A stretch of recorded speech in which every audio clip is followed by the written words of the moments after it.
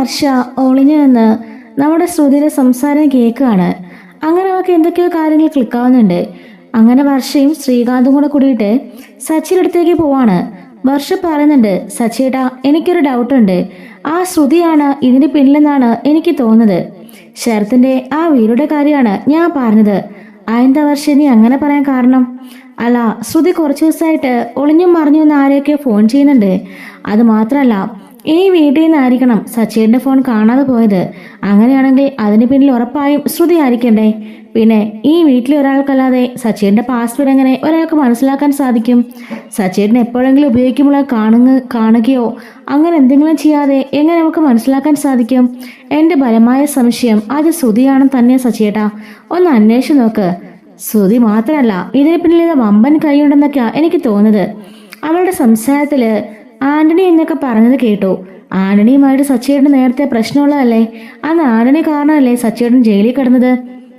അപ്പോൾ ഇതിൻ്റെയൊക്കെ പിന്നിൽ ആന്റണി ഉണ്ടോയെന്ന് ഒരു ഡൗട്ടുണ്ട്. ഈ ശ്രുതി ആന്റണി തമ്മിൽ എന്തൊക്കെയോ ബന്ധമുണ്ട് സച്ചിയേട്ടാ, ഒന്ന് അന്വേഷിച്ച് നോക്കിയാൽ അറിയാം എന്ന് പറയാണ്. അപ്പൊ സച്ചി പറയുന്നുണ്ട്, രേവതി അന്ന് ഞാൻ പറഞ്ഞിരുന്നില്ലേ ഈ പറഞ്ഞ മീരയും ശ്രുതിയും കൂടി ആന്റണിയുടെ ഓഫീസിന് പുറത്തു നിൽക്കുന്നത് കണ്ടെന്ന്? അന്ന് ചോദിച്ചപ്പോൾ എന്തോ മീരയുടെ ആവശ്യത്തിനോ മറ്റൊന്നിനോ വന്നതാണെന്നല്ലേ അവര് പറഞ്ഞത്? ഞാൻ നിന്നോടൊന്നും പറഞ്ഞില്ലേ? അന്ന് എനിക്കറിയാം ഈ ശ്രുതിക്ക് ആന്റണിയുമായിട്ട് എന്തോ ഇടപാടുണ്ട്. ശ്രീകാന്ത് ചോദിക്കാണ്, ഈ ശ്രുതിയേട്ടത്തിക്ക് എന്തിനാ അങ്ങനത്തെ റൗഡികളുമായിട്ടൊക്കെ ബന്ധം? അയാള് ഒരു കൊട്ടേഷൻ ടീമല്ലേ? പലിശയ്ക്ക് കടം കൊടുത്ത് ആളുകളെ തല്ലുകയൊക്കെ ചെയ്യുന്നൊരു ഗുണ്ടയല്ലേ? അയാളുമായിട്ടൊക്കെ ശ്രുതിയേട്ടത്തിക്ക് ബന്ധമോ? എനിക്ക് വിശ്വസിക്കാനാവുന്നില്ല. സച്ചി പറയുന്നുണ്ട്, നമുക്ക് ആർക്കും വിശ്വസിക്കാനാവാത്ത എന്തൊക്കെയോ കാര്യങ്ങള് ഈ ശ്രുതിയുടെ പിന്നാലെയുണ്ട്. ശ്രുതി നമ്മൾ ആരും ഉദ്ദേശിക്കുന്ന ആളല്ല. അവളുടെ പിന്നില് എന്തൊക്കെയോ കള്ളത്തരങ്ങളുണ്ട്. അവൾ എന്തൊക്കെയോ മൂടി മറിച്ച് ഒരു മുഖംമൂടി അണിഞ്ഞ ഇവിടെ നടക്കുന്നത്. പല സമയത്തും അവളുടെ പേരിൽ എന്തൊക്കെയോ എനിക്കൊരു സംശയം തോന്നിയിട്ടുണ്ട്. അത് മാത്രമല്ല, ആ കൊച്ചച്ഛൻ്റെ കാര്യം പറഞ്ഞല്ലോ, അയാളുടെ പേരിൽ എനിക്ക് നല്ല സംശയമുണ്ട്. രേവതി പറയാണ്, അതേ വർഷേ, ഞാൻ പറഞ്ഞില്ലേ ഒരു ദിവസം ഞാൻ അയാളെ ഈ വഴി വെച്ച് കണ്ടിരുന്നു. ഒരു സ്കൂട്ടിയിൽ സാധാരണക്കാരനെ പോലെ പോണത് കണ്ടതാ. അയാളെ ഞാൻ ഫോളോ ചെയ്തപ്പോൾ അയാൾ എന്നെ കണ്ട് പേടിച്ചൊടിയിട്ട് മീരയുടെ വീടിൻ്റെ ആ സൈഡിലെങ്ങാണ്ടാണ് പോയത്. അവിടെ കയറി അന്വേഷിച്ചിട്ടും ഒന്നും തുമ്പും കിട്ടിയില്ല. എൻ്റെ ബലമായ സംശയം ഇവയ്ക്കെതിരെല്ലാം കള്ളത്തരമുണ്ടെന്നാ. ശ്രുതി തന്നെ ആയിരിക്കണം സച്ചേട്ടാ ഇത് റിലീസ് ചെയ്തത്. വർഷ പറയാണ്, എന്തായാലും സച്ചിന്റെ രവി ചേച്ചിയും ഒന്ന് അന്വേഷിച്ച് നോക്ക്. കൂടെ നടന്ന് അങ്ങനെ നമ്മളെ ചതിക്കുകയാണെങ്കിലേ വെറുതെ വിട്ടിട്ട് കാര്യമില്ലല്ലോ. ഇതിന് പിന്നിൽ ആരാണെന്ന് സച്ചേട്ടൻ ഒന്ന് അന്വേഷിച്ച് നോക്ക് എന്നും പറഞ്ഞുകൊണ്ട് വർഷ അവിടുന്ന് പോവാണ്. സച്ചി രേവതിയോട് പറയാണ്, അങ്ങനെ എങ്ങാണം ഇവള് ചെയ്തിട്ടുണ്ടെങ്കിലേ ഉറപ്പായിട്ടും അവക്കിട്ടുള്ള ശിക്ഷ കൊടുക്കാൻ പോണത് ഞാനായിരിക്കും. നമ്മൾ ഇത്രയും കിടന്ന് കഷ്ടപ്പെട്ട് ഓടിയതിൻ്റെയും അമ്മ ഇവിടുന്ന് പുറത്തായെയും ശരത്ത് ഈ ലോകം മുഴുവൻ നാണം കിട്ടതും നിന്റെ അമ്മ പോയി എൻ്റെ അമ്മയുടെ കാല് പിടിച്ചതിനും എല്ലാം കാരണക്കാരി ശ്രുതിയും ആന്റണിയും ആണെങ്കിലേ രണ്ടെണ്ണത്തിന് ഞാൻ വെച്ചേക്കില്ല. പിന്നെ ആന്റണി ശ്രുതിയായിട്ട് എന്താ ബന്ധമെന്നും കൂടി എനിക്കറിയണം. രണ്ടുപേരും തമ്മിൽ എന്തിടപാടാണെന്നും കൂടി മനസ്സിലാക്കണം എന്നൊക്കെ സച്ചി പറയാണ്. അങ്ങനെ രേവതി പറയുന്നുണ്ട്, സച്ചിയുടെ പിന്നെ ഞാനൊരു കാര്യം പറയാം, അവിടെ പോയി തല്ലും വഴക്കൊന്നും ഉണ്ടാക്കരുത്. വേണ്ട, ഞാനും കൂടി വരാം, അല്ലാതെ ശരിയാവില്ല. സച്ചിയുടെ ഒറ്റയ്ക്ക് പോയാലേ അവിടുന്ന് സച്ചിയുടെ വേണമെങ്കിൽ പോയിട്ട് അടിക്കും. വേണ്ട രേവതി, നീ വരണ്ട, ഇതിന് നീ ഒന്നും ശരിയാവില്ല. ഇല്ല, സച്ചിയുടെ ഞാൻ ഒറ്റയ്ക്ക് വിടില്ല. അന്ന് തന്നെ ആരുടെ അടുത്ത് പ്രശ്നം ഉണ്ടാക്കിയപ്പോഴല്ലേ സച്ചിയുടെ സ്റ്റേഷനിലേക്കൊക്കെ പോകേണ്ടി വന്നത്. പിന്നെ അച്ഛമ്മ വന്നു ഇറക്കാനായിട്ട്. അതുകൊണ്ട് ഇത്തവണ ഞാനും കൂടെ വരും എന്നും പറഞ്ഞുകൊണ്ട് സച്ചിയും രേവതിയും കൂടി ഒരുമിച്ച് ആന്റണിയുടെ ഓഫീസിലേക്ക് ചെല്ലാണ്. അപ്പോൾ നവീൻദാസ് അകത്ത് കിടക്കുകയാണല്ലോ. സച്ചിയും രേവതിയും കണ്ടപാടെ ആന്റണി ചാടി എഴുന്നേൽക്കുന്നുണ്ട്. അവൻ ശരിക്കൊന്ന് പേടിച്ചിട്ടോ. അവൻ പറയാണ്, എങ്കിലും നാണമില്ലോടെ നിനക്ക്? സ്വന്തം അളിയൻ്റെ ആ വീഡിയോ നീ ലീക്ക് ചെയ്തില്ലേ എന്ന് ചോദിക്കുകയാണ്. ഡാ മിണ്ടി പോകരുത്, ആരെ ലീക്ക് ചെയ്യുന്നൊക്കെ ഞങ്ങൾക്ക് മനസ്സിലായി. ശ്രുതിയെ ഞങ്ങൾ പിടിച്ചു. അവള് പറഞ്ഞു എല്ലാ സത്യങ്ങളും നീയാ ആ വീഡിയോ ലീക്ക് ചെയ്തതെന്ന്. അപ്പം നമ്മുടെ പോലീസുകാർ ഉപയോഗിക്കുന്ന ഒരു മുറയാണ് കേട്ടോ സച്ചി ഉപയോഗിച്ചത്. അതായത് രണ്ടുപേരെ മാറ്റി നിർത്തി രണ്ടുപേരെ മേലിൽ കുറ്റം പറഞ്ഞാൽ സമ്മതിക്കുമല്ലോ. അപ്പം ആന്റണി ഒരു നിമിഷം ഒന്ന് ആലോചിച്ചിട്ട് ആന്റണി പറഞ്ഞിട്ടുണ്ട്, ഞാനോ? അവൾ അങ്ങനെ പറഞ്ഞോ? പിന്നല്ലാതെ ഞങ്ങൾ എന്തിനാ ആ കാര്യം പറഞ്ഞ് ഇങ്ങോട്ട് വരുന്നത്? ശ്രുതിയെ ഞങ്ങൾ പിടിച്ചു. അവൾ ഫോൺ ചെയ്യുന്നത് ഞങ്ങൾ കേട്ടു. ആന്റണിയാണ് ഇതിന്റെ പിന്നിലെന്ന് അവൾ പറഞ്ഞതും ഞങ്ങൾ കേട്ടു. അവളെ പിടിച്ചെന്ന് കുടഞ്ഞപ്പോ അവൾ പറഞ്ഞു നീയാ ഇതിന്റെ പിന്നിലെന്ന്. എങ്കിലും അത്രയും കൊച്ചി ഇറക്കന്റെ ഒരു വീഡിയോ ലീക്ക് ചെയ്ത് അവനെ ജീവൻ നശിപ്പിക്കാൻ നീ നോക്കിയില്ലടാ എന്ന് ചോദിക്കാണ്. അപ്പോഴേക്കും രേവതി പറയുന്നുണ്ട്, അതെ എന്ത് ദുഷ്ടനയാള്, ഇത്രയും നാളെ നിന്റെ കൂടെ നടന്നല്ലേ അവൻ, നിന്നെ വിശ്വസിച്ച്, എന്നിട്ട് അവനോട് നീ ഇങ്ങനെ ചെയ്യാൻ നിനക്ക് എങ്ങനെ മനസ്സ് വന്നു എന്നൊക്കെ ചോദിക്കുകയാണ്. അപ്പോഴേക്കും ആന്റണി പറയുന്നുണ്ട്, ഞാനല്ല, ശ്രുതിയാണ് എല്ലാത്തിനും കാരണക്കാരി, ശ്രുതിയാണ് ആ വീഡിയോ ലീക്ക് ചെയ്തത് എന്ന് പറയാണ്. സച്ചിൻ രേവതിയും പരസ്പരം മുഖത്തോടെ മുഖം നോക്കുന്നുണ്ട്. എന്നിട്ട് അവള് പറഞ്ഞല്ലോ നീയാണെന്ന്. ദേ, ഞാൻ ഈ ഓഫീസിൽ അനങ്ങാതെ ഇവിടെ ഇരിക്കുകയായിരുന്നു. ആ സമയത്താ ആ ശ്രുതി മീരയും കൂടി ഇങ്ങോട്ടേക്ക് വന്നത്. എന്നിട്ട് നിന്റെ ഫോൺ അവളെൻ്റെ തന്നു. നിന്റെ ഫോൺ മാത്രമല്ല, അതിലെ വീഡിയോയും ലീക്ക് ആക്കണമെന്ന് പറഞ്ഞത് അവളാ. നിന്നെയും നിന്റെ ഭാര്യനെയും ആ വീട്ടിൽ നിന്ന് പുറത്താക്കാൻ വേണ്ടിയാ അവളങ്ങനെ ചെയ്തത് എന്ന് പറയുന്നുണ്ട് കേട്ടോ. അങ്ങനെ നമ്മുടെ ശ്രുതിനെ ഒറ്റിക്കൊടുക്കുകയാണ് ആന്റണി. നീ പറഞ്ഞൊക്കെ സത്യമാണല്ലോ അല്ലേ? ഞാനിപ്പോൾ ശ്രുതിയെ വിളിക്കും. എന്തായാലും അവളുടെ പേര് ഞാൻ കേസ് കൊടുക്കാൻ പോവാ. അതിന് നിന്റെ അളിയൻ കട്ടതിന് അവളുടെ പേരിൽ നിന്നാ കേസ് കൊടുക്കുന്നേ. അവളെ എൻ്റെ മൊബൈൽ ഫോൺ കട്ടുകൊണ്ട് പോയതിന് അതിൻ്റെ പേരിലാണ് ഞാൻ കേസ് എടുക്കാൻ പോണത് എന്ന് പറയാണ്. എവിടെ എൻ്റെ മൊബൈൽ ഫോണിൽ താടാ എന്ന് പറയുമ്പോഴേക്കും ആന്റണി ഫോൺ എടുത്ത് അവളുടെ കയ്യിൽ കൊടുക്കുന്നുണ്ട്. ഇതെല്ലാം കേട്ടുകൊണ്ട് നവീൻ ദാസ് കഥക് തുറന്ന് പതിയെ ഒളിഞ്ഞു നോക്കാണ്. സച്ചിയെ കണ്ടിട്ട് അവൻ ഞെട്ടിപ്പോകുന്നുണ്ട്. പണ്ട് നമ്മുടെ സച്ചി നവീൻ ദാസിനെ എടുത്തിട്ടൊന്ന് അലക്കിയതാണല്ലോ, അങ്ങനെയാണല്ലോ അവനെ ജയിലിലാക്കുന്നത്. ആ കാര്യം ഓർത്ത് പതിയെ അവൻ കഥ കടച്ച് തിരിച്ചു പോകുന്നുണ്ട്. ഈ സമയത്ത് അങ്ങോട്ടേക്ക് രേവതി എന്നിട്ട് പറയുന്നുണ്ട്, എന്തായാലും സത്യങ്ങളെല്ലാം ഇപ്പം ഞങ്ങൾക്ക് മനസ്സിലായി. ശ്രുതിനെ ഞങ്ങൾക്കൊരു സംശയം ഉണ്ടായിരുന്നു, അത് തെളിയിക്കാനാ ഞങ്ങൾ ഇങ്ങോട്ടേക്ക് വന്നത്. നീ അപ്പോൾ എൻ്റെ അനിയൻ്റെ വീഡിയോ ലീക്ക് ചെയ്തല്ലേടാ എന്ന് ചോദിക്കുമ്പം ആൻ്റെ മിണ്ടാ നിൽക്കുകയാണ്. നമ്മുടെ സച്ചി അടിക്കാതിരിക്കാൻ വേണ്ടിയാണല്ലോ രേവതി കൂടെ വന്നത്. പക്ഷെ ആനയെ ആദ്യം അടിക്കുന്നത് തന്നെ രേവതിയാണ് കേട്ടോ. ഒരൊറ്റ അടി വെച്ച് കൊടുക്കുകയാണ്. എൻ്റെ അനിയനെ നീ ഇത്രത്തോളം ആക്കിയത് നീ ഒറ്റ എടുത്തനാ. ഞങ്ങളുടെ കയ്യിൽ നിന്ന് കാശും പോയി, അമ്മ വീട് വിട്ട് ഇറങ്ങിപ്പോയി, എൻ്റെ അമ്മയും ഒരുപാട് അനുഭവിച്ചു, ഞങ്ങളെല്ലാവരും ഒരുപാട് തീരുന്നു. നീ ഒറ്റ ഒരുത്തൻ കാരണം എൻ്റെ അനിയൻ്റെ ഭാവി നശിപ്പിക്കാൻ ആദ്യം മുതൽ തന്നെ കൂട്ടുന്നത് നീ ഒറ്റ ഒരുത്തനാ. അവനെ നിന്റെ വഴിക്ക് കൊണ്ടുവന്ന് നീ അവനെ നശിപ്പിക്കാൻ ശ്രമിച്ചു. എന്തായാലും ഇപ്പം അവൻ്റെ കാര്യങ്ങളെല്ലാം മനസ്സിലായി. എന്തായാലും നീയാണല്ലോ എല്ലാത്തിനും കാരണക്കാരൻ എന്നും പറഞ്ഞുകൊണ്ട് അവൻ്റെ ഷർട്ടിന് കുത്തിപ്പിടിക്കുകയാണ്. സച്ചിയാണെങ്കിലോ അനങ്ങാതെ നിൽക്കുന്നുണ്ട് കേട്ടോ.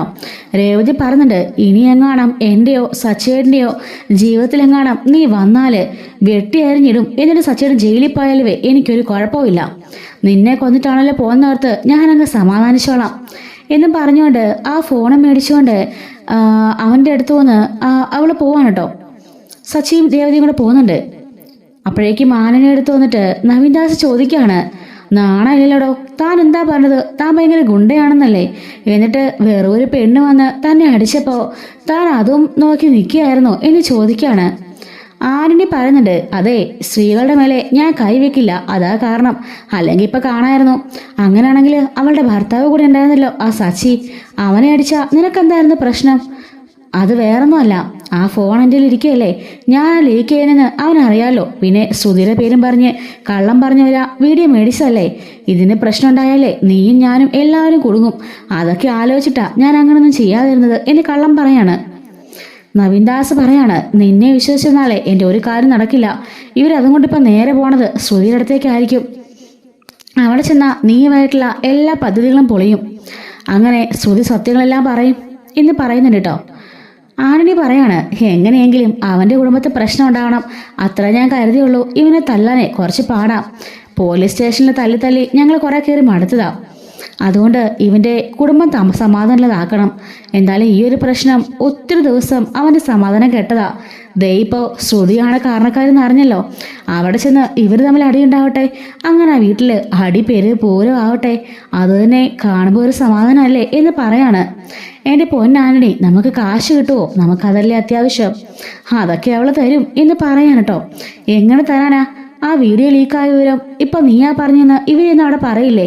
അപ്പം അറിയില്ലേ എന്ന് ചോദിക്കുകയാണ് കേട്ടോ. അല്ല, നിന്റെ ഒരു കാര്യം പറഞ്ഞാണല്ലോ ഞാൻ ശ്രുതിയോട് കാശ് ചോദിച്ചത്. അതുകൊണ്ട് നീ ഉള്ളിടത്തോളം കാലം എനിക്ക് കാശ് കിട്ടുമെന്ന് പറയാൻ കേട്ടോ. സച്ചിൻ രേവതിയും അവിടെ എത്തുന്നതിന് മുമ്പേ ആനനെ വിളിച്ചിട്ട് ശ്രുതിയോട് പറയുന്നുണ്ട്, ഇതുപോലെ സച്ചിൻ രേവതിയും ഇവിടെ വന്നിരുന്നു. വീഡിയോ ലീക്കാക്കിയത് ഞാനാണെന്നും നീയാണ് എൻ്റെ കൂട്ടുന്നതെന്നും അവരങ്ങനെ മനസ്സിലാക്കി. സച്ചിൻ്റെ ഫോൺ അടിച്ചു മാറ്റി നീയാണെന്ന് മനസ്സിലാക്കിക്കൊണ്ട് അവർ നേരെ ഇങ്ങോട്ടേക്ക് വന്നിരുന്നു. എന്നിട്ട് എന്നെ അടിച്ച് ആ ഫോണും കൊണ്ട് പോയി. ഞാൻ തിരിച്ചടിക്കാതെ പ്രശ്നം ഉണ്ടാക്കാതിരുന്നത് നവീൻ ദാസിനെ അവർ കാണാതിരിക്കാനാ. നവീൻദാസിനെ എങ്ങനെ കണ്ടാൽ അവർക്ക് എന്തൊക്കെയെങ്കിലും സംശയം തോന്നില്ലെന്ന് കരുതി ഞാൻ നിന്നെ രക്ഷിക്കാൻ ശ്രമിച്ചതാ. നീ കാശും തന്നില്ല, ഇപ്പം ആകെപ്പാടെ എന്നെ പെടുത്തിയല്ലേ എന്ന് ചോദിക്കാണ്. ശ്രുതി പറയുന്നുണ്ട്, അയ്യോ ഞാനൊന്നും ചെയ്തിട്ടില്ല, ഞാനൊന്നും പറഞ്ഞിട്ടുമില്ല, അവരെങ്ങനെ അറിഞ്ഞെന്ന് എനിക്കറിയില്ല. ആനിനി പറയുന്നുണ്ട്, എന്തായാലും ആ സച്ചിയെല്ലാം അറിഞ്ഞിട്ടുണ്ട്, ഇനിയിപ്പോ നിന്റെ കാര്യം പോക്ക, അവരങ്ങോട്ടേക്ക് വന്നിട്ടുണ്ട് എന്ന് പറയാണ് കേട്ടോ. ഇത് കേട്ടപാടെ അവളെ നടുങ്ങി വിറയ്ക്കാണ് കേട്ടോ. പേടിച്ച് വിറച്ചുകൊണ്ട് അവൾ ആ മുറിയിൽ തന്നെ ഇരിക്കുകയാണ്. പെട്ടെന്ന് അവൾക്കൊരു ഐഡിയ തോന്നുന്നുണ്ട്. അവൾ ഓടി ചന്ദ്രമതിയുടെ മുറിയിലേക്ക് ചെല്ലുന്നുണ്ട്. അമ്മേ, എല്ലാം പ്രശ്നമായി. എന്താ ശ്രുതി, എന്താ കാര്യം? ഞാൻ സച്ചിയുടെ ഫോണിൽ നിന്ന് ആ വീഡിയോ എടുത്തില്ലായിരുന്നോ? അത് ഇപ്പോൾ സച്ചി രേവതി അറിഞ്ഞു, അവരിങ്ങോട്ടേക്ക് വരുന്നുണ്ട് പ്രശ്നമായിട്ട്. ഞാൻ സച്ചിയുടെ ഫോൺ അടിച്ചു മാറ്റിയിട്ട് ആ വീഡിയോ കണ്ടേന്നൊക്കെയുള്ള കാര്യങ്ങൾ അവൾ മനസ്സിലാക്കി അമ്മേ. അതിനിപ്പോൾ നീ എന്തിനാ മോളെ പേടിക്കുന്നേ? ഇല്ലാത്ത കാര്യമൊന്നുമല്ലല്ലോ, അവളുടെ അനിയൻ ചെയ്ത ഫ്രോഡ് പണി മോള് കണ്ടുപിടിച്ചു, അത്രയല്ലേ ഉള്ളൂ. അതിനിപ്പം മോളെന്തിനാ ഇത്രയ്ക്ക് ബുദ്ധിമുട്ടുന്നേ? ഇങ്ങോട്ട് വരട്ടെ രണ്ടുപേരും, മോളെ അവരെ ഒന്നും പറയാൻ പോകുന്നില്ല എന്ന് പറയുന്നുണ്ട് കേട്ടോ. അങ്ങനെ സച്ചിൻ രേവതിയും അങ്ങോട്ടേക്ക് വരികയാണ്. ഈ സമയത്ത് ചന്ദ്രയും ശ്രുതിയും കൂടി റൂമിലിരുന്ന് അതിനെപ്പറ്റി ഡിസ്കസ് ചെയ്യായിരിക്കും. സച്ചി വീട്ടിലേക്ക് കയറി വന്ന പാടെ ശ്രുതി ശ്രുതി എന്ന് പറഞ്ഞ് അലറി വിളിച്ചുകൊണ്ടാണ് കയറി വരുന്നത്. ഈ സമയത്ത് അങ്ങോട്ടേക്ക് ചന്ദ്രയും ശ്രുതിയും രവീന്ദ്രനും അതുപോലെ ശ്രീകാന്തും വർഷയും എല്ലാവരും ഇറങ്ങി വരികയാണ്. എന്താടാ നീ എന്തിനാണ് കിടന്ന് കാറുന്നേ എന്ന് ചോദിക്കുമ്പം, ദേ ഇവളുണ്ടല്ലോ ഈ ശ്രുതി, ഇവൾ ഒറ്റ എഴുത്തിയാ ആ വീഡിയോ ലീക്ക് ചെയ്തത് എന്ന് പറയുമ്പോഴേക്കും ചന്ദ്ര ചോദിക്കുകയാണ്, അതെ അതെനിക്കും അറിയാം, അതിനിപ്പം നിനക്കെന്താടാ കുഴപ്പം എന്ന് ചോദിക്കുകയാണ്. രേവതിയും സച്ചി മുഖാമുഖം നോക്കുന്നുണ്ട്. രവീന്ദ്രൻ ചോദിക്കുകയാണ്, എന്താടാ മക്കളെ, എന്താ കാര്യം? അച്ഛാ, ഈ ശ്രുതിയാ ആ വീഡിയോ ലീക്ക് ചെയ്തത്. അത് മാത്രമല്ല, ദേ എൻ്റെ ഫോൺ കണ്ടോ, കുറച്ച് ദിവസമായിട്ട് ഫോൺ കാണുന്നില്ലായിരുന്നു. ഫോണ് ഇവിടുന്ന് അടിച്ചു മാറ്റി അതിലെ വീഡിയോ എടുത്തുകൊണ്ട് പോയി ആ റൗഡിയിലെ ആനണി അയാളുടെ കയ്യിൽ കൊടുത്തിട്ട് ഇവൾ ആ വീഡിയോ ലീക്ക് ചെയ്യിപ്പിച്ചത് എന്ന് പറയുന്നുണ്ട്. ഇത് കേട്ട് എല്ലാവരും ഒന്ന് ഷോക്കാവാണ്.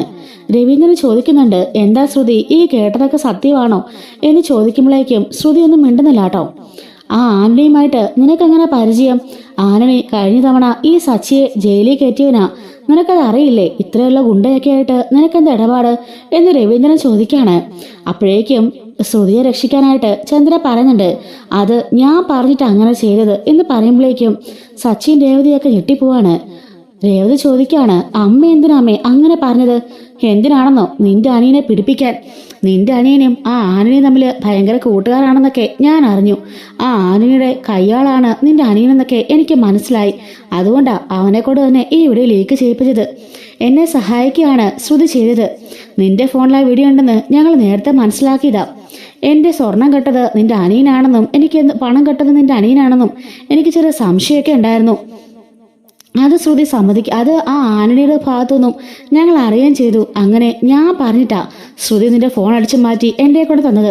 അല്ലാതെ ശ്രുതിക്ക് ഇതിൽ യാതൊരു പങ്കുമില്ല. ഞാൻ തന്നെയാ ആനണിയുടെ വഴിയിൽ കൊണ്ടുപോയിട്ട് ഈ വീഡിയോ ലീക്ക് ചെയ്യാൻ ശ്രുതിയോട് പറഞ്ഞതും. അതുകൊണ്ട് നീ ശ്രുതിയുടെ മണ്ടയ്ക്ക് കുതിര കയറണ്ട. എന്തെങ്കിലും പറയണമെങ്കിൽ എന്നോട് പറഞ്ഞാൽ മതി. അങ്ങനെ ഞാനാ ആ വീഡിയോ കൊണ്ടുപോയി ശ്രുതിയെ ലയിപ്പിച്ച് അത് ആനണിയെ കൊണ്ട് ലീക്ക് ചെയ്യിപ്പിച്ചത്. നിനക്ക് ഇനി എന്തെങ്കിലും അറിയാനുണ്ടോടാ എന്ന് ചോദിക്കാണ്. എങ്കിലും അമ്മ ഇത്രയ്ക്കൊരു സാധനമാണെന്ന് ഞാൻ ഒരിക്കലും കരുതിയില്ലാമേ. ഞാനും അമ്മയുടെ മകൻ തന്നെയല്ലേ. ഈ നിൽക്കുന്ന രേവതി എൻ്റെ ഭാര്യയല്ലേ. ആ കൊച്ചി ഇറക്കനോട് അമ്മയ്ക്ക് ഇങ്ങനെ ചെയ്യാൻ തോന്നിയല്ലോ. എടാ, നീ ഈ പറഞ്ഞ കൊച്ചി ഇറക്കനല്ലേ എൻ്റെ ബാഗിനകത്തുനിന്ന് പൈസ അടിച്ചുകൊണ്ട് പോയത്? അന്ന് ആ പിടിവലിക്കിടയിൽ എനിക്കെന്തെങ്കിലും സംഭവിച്ചിരുന്നെങ്കിലോ?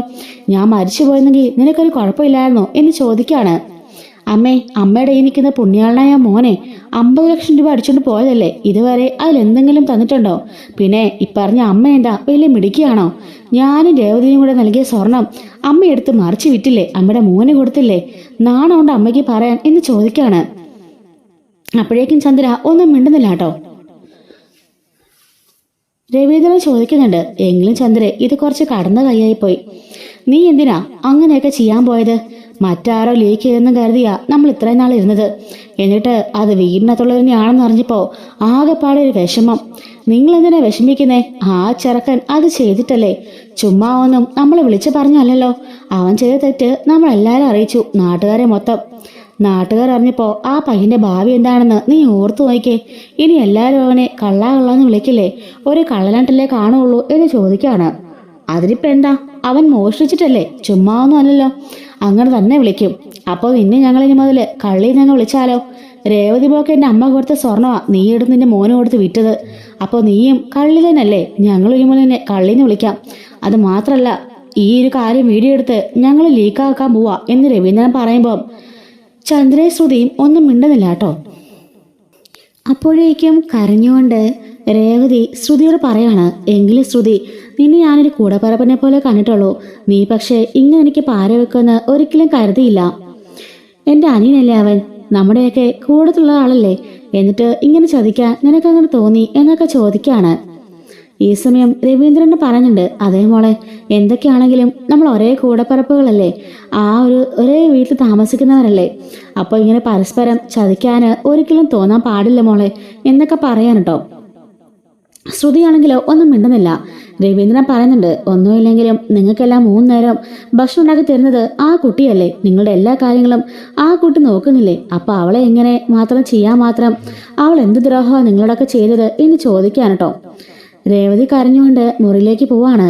സച്ചി അപ്പം സുധീർ നേരെ വന്നിട്ട് പറയുന്നുണ്ട്, ഇതിന്റെ പിന്നിൽ എന്തൊക്കെയോ കള്ളക്കളിയുണ്ടെന്നൊക്കെ എനിക്ക് മനസ്സിലായി. അമ്മ നിന്നെ രക്ഷിക്കാൻ ശ്രമിക്കുകയാണെന്നൊക്കെ എനിക്ക് നന്നായിട്ട് മനസ്സിലാവുന്നുണ്ട്. എന്താണെങ്കിലും നിന്റെ പിന്നിലുള്ള കള്ളക്കളി അത് ഞാൻ പൊളിച്ചിരിക്കും.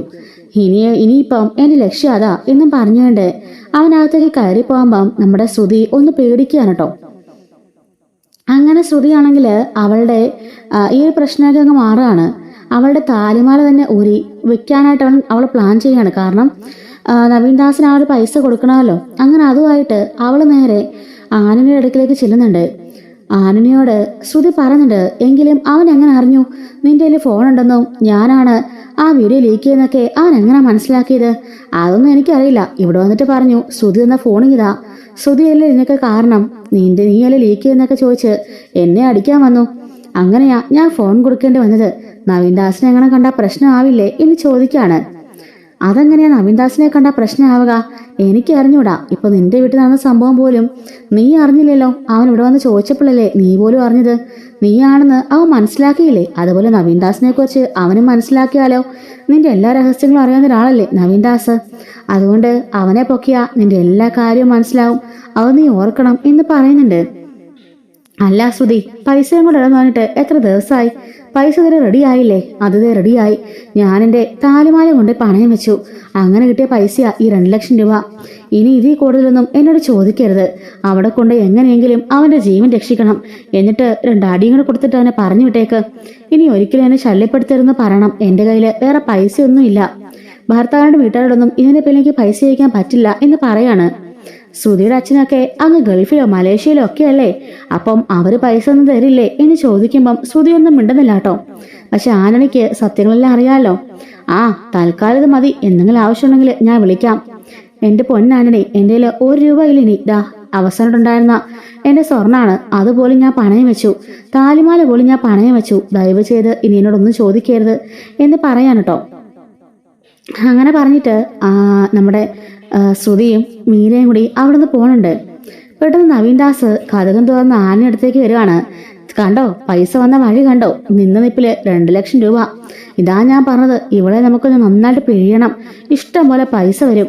എന്നെ ഡിവോഴ്സ് ആക്കിയ അവള് ആ പോണവള് എന്നൊക്കെ പറയുന്നുണ്ട് കേട്ടോ. ആനന്ദി പറയാണ്, എങ്കിലും ഇവളാള് കൊള്ളാലോടാ. ആദ്യ ബന്ധത്തില് ഒരു കുട്ടിയുണ്ടായിട്ട് അത് മറച്ചു വെച്ച് ആ ശ്രുതിയെ കെട്ടി അവിടെ സുഖിച്ച് ജീവിക്കുകയല്ലേ. അതും എല്ലാവരോടും ഭയങ്കര കാശുകാരാണെന്നൊക്കെ പറഞ്ഞ് എല്ലാവരും വിശ്വസിപ്പിച്ചിരിക്കുകയല്ലേ എന്നൊക്കെ പറയുന്നുണ്ട്. നവീൻദാസ് പറയാണ്, ഇവളുടെ കള്ളക്കളികളെ കുറേ ഉണ്ട്. അവളുടെ ഭർത്താവ് ഒരു പൊട്ടനായതുകൊണ്ട് എല്ലാം വിശ്വസിച്ചിരിക്കുക. അത് മാത്രമല്ല, അവളുടെ അമ്മായിമ്മയ്ക്ക് അവളെ ഭയങ്കര ഇഷ്ടമാണ്. കാരണം അവൾ ഭയങ്കര കോടീശ്വരിയാണെന്നും പറഞ്ഞിട്ട് അവൾ മലേഷ്യക്കാരിയാണെന്നാ എല്ലാവരും പറഞ്ഞിരിക്കുന്നേ. മലേഷ്യയില് അവളുടെ അച്ഛൻ ജയിലിലാണെന്നൊക്കെ പറഞ്ഞിപ്പോൾ എല്ലാവരും പറ്റിച്ചുകൊണ്ടിരിക്കുക.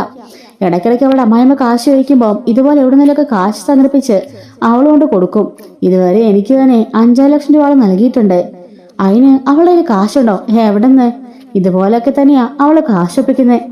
ആനണി പറയാണ്, ശരിയാ, എൻ്റെ നിന്ന് വന്ന് കുറച്ച് കാശൊക്കെ പലിശക്ക് എടുത്തിട്ടുണ്ട്. പലിശയൊക്കെ മുടങ്ങാതിരുന്നുണ്ട്. അല്ല, ബ്യൂട്ടി പാർലർ അവരുടെ സ്വന്തം അല്ലേ? ഏയ്, അവളുടെ സ്വന്തം ഒന്നല്ല, അതൊക്കെ അവള് വിറ്റു. അങ്ങനെ വിറ്റിട്ട് അവൾ ആ കാശ് നൽകിയിട്ടുണ്ട്. അങ്ങനെ കുറെ ആളെ ഞാൻ പിഴിഞ്ഞതാ. അവളെ അങ്ങനെ വെറുതെ ഞാൻ ഉദ്ദേശിക്കുന്നില്ല. നമ്മുടെ കയ്യിൽ കിട്ടിയൊരു ബോംബ അവളെ നമ്മളെ അതുപോലെ യൂസ് ചെയ്യണം.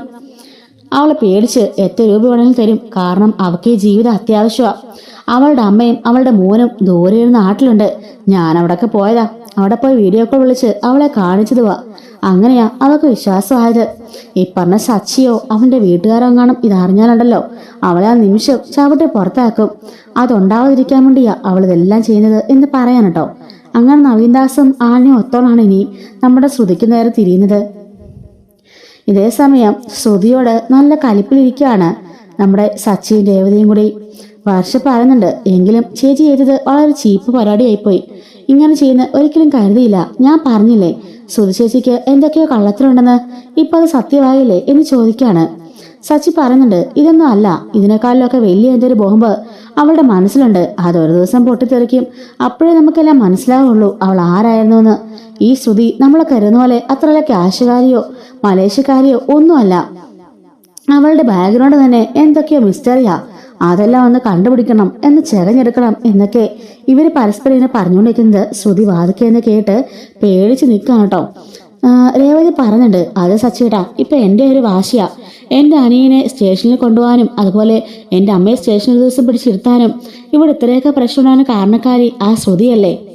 അങ്ങനെയാണെങ്കിൽ ഉറപ്പായിട്ടും അതിനുള്ള ശിക്ഷ അവൾക്ക് കൊടുത്തിരിക്കും. അവൾ എന്തെങ്കിലും കള്ളത്തരം അവളുടെ മനസ്സിലുണ്ടെങ്കിലേ അത് ഉറപ്പായി ഞാൻ കണ്ടുപിടിക്കും സച്ചിയേട്ടാ എന്നൊക്കെ പറയുന്നു കേട്ടോ. ഇതെല്ലാം കേട്ട് പേടിച്ചുകൊണ്ട് ശ്രുതി ഇങ്ങനെ വാതിക്കെ നിൽക്കുകയാണ്.